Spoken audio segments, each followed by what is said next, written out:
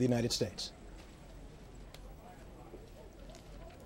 Tonight, I can report to the American people and to the world that the United States has conducted an operation that killed Osama Bin Laden, the leader of Al-Qaeda, and a terrorist who's responsible for the murder of thousands of innocent men, women, and children.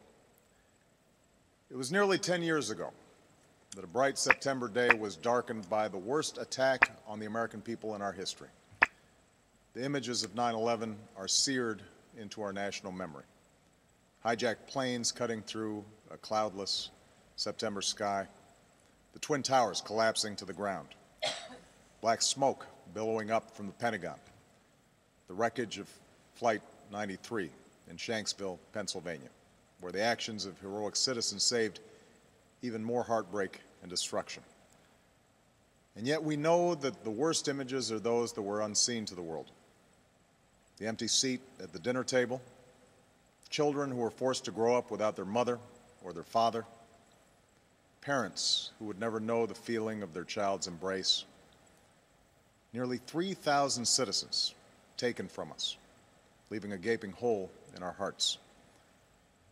On September 11th, 2001, in our time of grief, the American people came together. We offered our neighbors a hand, and we offered the wounded our blood. We reaffirmed our ties to each other and our love of community and country. On that day, no matter where we came from, what God we prayed to, or what race or ethnicity we were united as one American family. We were also united in our resolve to protect our nation and to bring those who committed this vicious attack to justice. We quickly learned that the 9/11 attacks were carried out by Al-Qaeda, an organization headed by Osama Bin Laden, which had openly declared war on the United States and was committed to killing innocents in our country and around the globe. And so we went to war against Al-Qaeda to protect our citizens, our friends, and our allies. Over the last 10 years, thanks to the tireless and heroic work of our military and our counterterrorism professionals, we've made great strides in that effort. We've disrupted terrorist attacks and strengthened our homeland defense. In Afghanistan, we removed the Taliban government, which had given bin Laden and Al-Qaeda safe haven and support. And around the globe, we worked with our friends and allies to capture or kill scores of Al-Qaeda terrorists, including several who were a part of the 9/11 plot. Yet, Osama bin Laden avoided capture and escaped across the Afghan border into Pakistan. Meanwhile, Al-Qaeda continued to operate from along that border and operate through its affiliates across the world. And so shortly after taking office, I directed Leon Panetta, the director of the CIA, to make the killing or capture of bin Laden the top priority of our war against Al-Qaeda, even as we continued our broader efforts to disrupt, dismantle, and defeat his network. Then, last August, after years of painstaking work by our intelligence community, I was briefed on a possible lead to bin Laden. It was far from certain, and it took many months to run this thread to ground. I met repeatedly with my national security team as we developed more information about the possibility that we had located bin Laden hiding within a compound deep inside Pakistan. And finally, last week, I determined that we had enough intelligence to take action and authorized an operation to get Osama bin Laden and bring him to justice. Today, at my direction, the United States launched a targeted operation against that compound in Abbottabad, Pakistan. A small team of Americans carried out the operation with extraordinary courage and capability. No Americans were harmed. They took care to avoid civilian casualties. After a firefight, they killed Osama bin Laden and took custody of his body. For over 2 decades, bin Laden has been Al-Qaeda's leader and symbol, and has continued to plot attacks against our country and our friends and allies. The death of bin Laden marks the most significant achievement to date in our nation's effort to defeat Al-Qaeda. Yet his death does not mark the end of our effort. There's no doubt that Al-Qaeda will continue to pursue attacks against us. We must and we will remain vigilant at home and abroad. As we do, we must also reaffirm that the United States is not and never will be at war with Islam.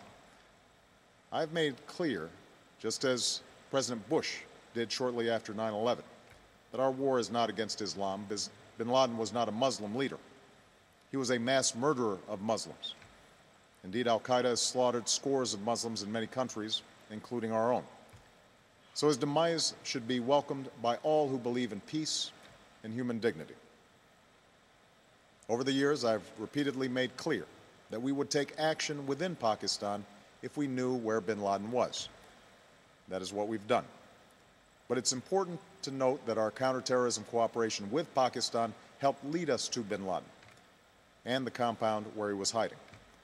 Indeed, bin Laden had declared war against Pakistan as well and ordered attacks against the Pakistani people. Tonight, I called President Zardari, and my team has also spoken with their Pakistani counterparts. They agree that this is a good and historic day for both of our nations. And going forward, it is essential that Pakistan continue to join us in the fight against al-Qaeda and its affiliates. The American people did not choose this fight. It came to our shores and started with the senseless slaughter of our citizens. After nearly 10 years of service, struggle, and sacrifice, we know well the costs of war. These efforts weigh on me every time I, as Commander-in-Chief, have to sign a letter to a family that has lost a loved one, or look into the eyes of a service member who's been gravely wounded. So Americans understand the costs of war.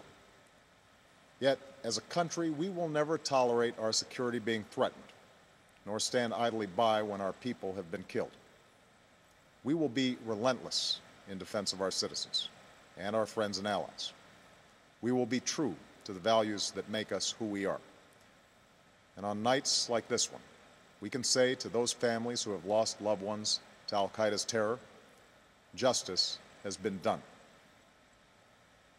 Tonight, we give thanks to the countless intelligence and counterterrorism professionals who've worked tirelessly to achieve this outcome. The American people do not see their work, nor know their names, but tonight they feel the satisfaction of their work and the result of their pursuit of justice. We give thanks for the men who carried out this operation, for they exemplify the professionalism, patriotism, and unparalleled courage of those who serve our country. And they are part of a generation that has borne the heaviest share of the burden since that September day. Finally, let me say to the families who lost loved ones on 9/11 that we have never forgotten your loss, nor wavered in our commitment to see that we do whatever it takes to prevent another attack on our shores. And tonight, let us think back to the sense of unity that prevailed on 9/11.